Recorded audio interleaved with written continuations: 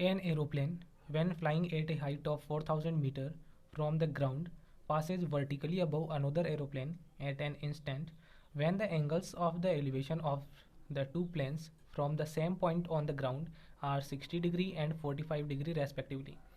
Find the vertical distance between the aeroplanes at that instant.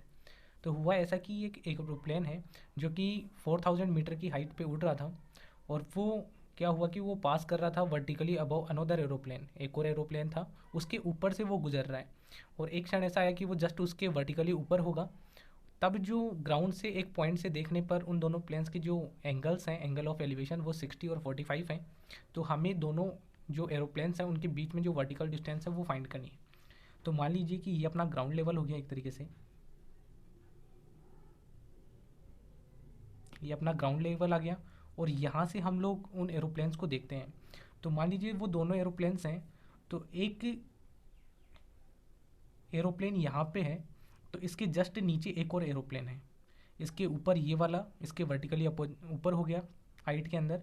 तो इन ये ऊपर वाला उड़ रहा है 4,000 मीटर की हाइट के ऊपर, और यहाँ से हम लोग देख ही रहे हैं। तो इन दोनों का जो एंगल ऑफ एलिवेशन है, इसको देखने पर जो एंगल बना, और एक ये जो ऊपर वाला है, इसको देखने पर जो एंगल ऑफ एलिवेशन बन रहे हैं वो कितने हैं, एक तो 60 है और एक 45 है। तो ऊपर वाले को देखने पर अपने पास 60 डिग्री का एंगल बन रहा है, और नीचे वाले को देखने पर अपने पास 45 डिग्री का एंगल बन रहा है। तो ये पॉइंट्स हो गए अपने पास ए, बी, सी और डी। तो इन दोनों एरोप्लेन्स के बीच में ये जो वर्टिकल डिस्टेंस है ये हमें फाइंड करनी है। तो हम लोग मान लेते हैं कि एक तो अपने पास ये वाला ट्राइंगल यूज़ होगा, छोटे वाला ये, और एक पूरा बड़े वाला। तो इसके अंदर तो हमें हाइट नहीं पता, बड़े वाले के अंदर तो 4,000 मीटर है, तो इसको मैं एच मान लेता हूँ, छोटे वाले के अंदर इसको मैं एच मान लेता हूँ। और ए और बी ये दोनों, इनके बीच में जो डिस्टेंस है वो मैं एक्स मान लेता हूँ। तो यहाँ से हम लोग इसको सॉल्व करते हैं, अपनी ट्रिग्नोमेट्री यूज़ करनी है और अपना काम हो ही जाएगा। तो सबसे पहले बात करते हैं इस छोटे वाले ट्राइंगल के अंदर। तो इन ट्राइंगल, छोटे वाला ट्राइंगल हो गया सी बी ए, ये वाला छोटे वाला सी बी ए। तो इसके अंदर 45 डिग्री का एंगल है, इसके सामने ये एच हो गया और ये एक्स हो गया, हाइपोटेनियस का कोई यूज नहीं है। तो टेन थीटा यूज़ करेंगे, तो टेन और थीटा की वैल्यू 45 है। तो टेन थीटा का मतलब था परपेंडिकुलर अपॉन बेस, परपेंडिकुलर की वैल्यू है बी सी, और अपॉन के अंदर बेस है ए बी, और बी सी की वैल्यू हमने मानी है एच, और ए बी की वैल्यू क्या है, एक्स है। अब टेन 45 की वैल्यू 1 होती है, तो 1 equal to h upon x. यहाँ से x की वैल्यू अपने पास आ जाएगी, x इक्वल टू एच आ जाएगा, x को इधर मल्टीप्लाई करेंगे 1 से। तो ये अपनी फर्स्ट इक्वेशन हो गई। इसी तरीके से बात करते हैं बड़े वाले ट्राइंगल की, इन ट्राइंगल डी बी ए। तो इस बार ट्राइंगल है डी बी ए, इसके अंदर जो एंगल होगा वो होगा 60 डिग्री का, ये बड़े वाला एंगल। तो इसमें आ जाएगा टेन 60 डिग्री इक्वल टू, इसके अंदर जो परपेंडिकुलर होगा, अब 60 के सामने ये वाला एंगल आया, तो इसके सामने परपेंडिकुलर ये पूरा बड़े वाला है, यानी बी डी अपॉन, और बेस तो सेम ही है, ए बी है।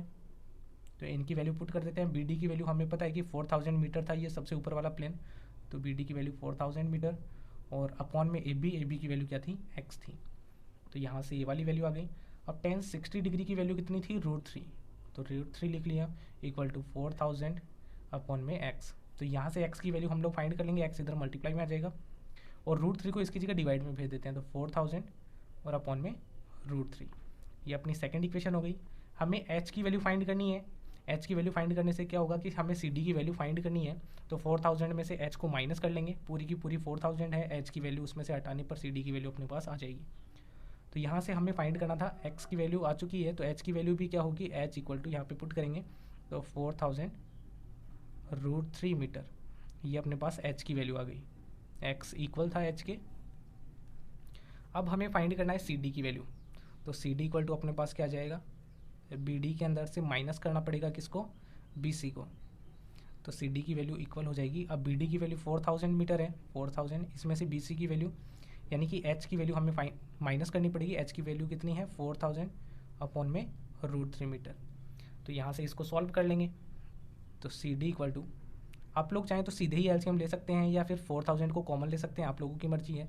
तो मैं 4,000 को कॉमन ले लेता हूँ।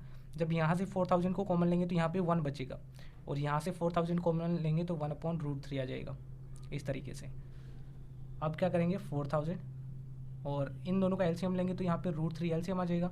अब इसके अपॉन में कुछ भी नहीं है, 1 से डिवाइड करेंगे √3 को तो √3 आएगा, 1 से मल्टीप्लाई करने पर √3 आ जाएगा। फिर माइनस का साइन, √3 से डिवाइड करेंगे एलसीएम को तो 1 आएगा, 1 को 1 से मल्टीप्लाई करने पर 1 आ जाएगा। तो ये वाला अपना आंसर हो जाएगा। दोनों प्लेन्स के बीच में जो वर्टिकल डिस्टेंस है वो कौन सी है, CD है, और CD की वैल्यू अपने पास कितनी आ गई 4000 √3 - 1 और अपॉन के अंदर √3 मीटर।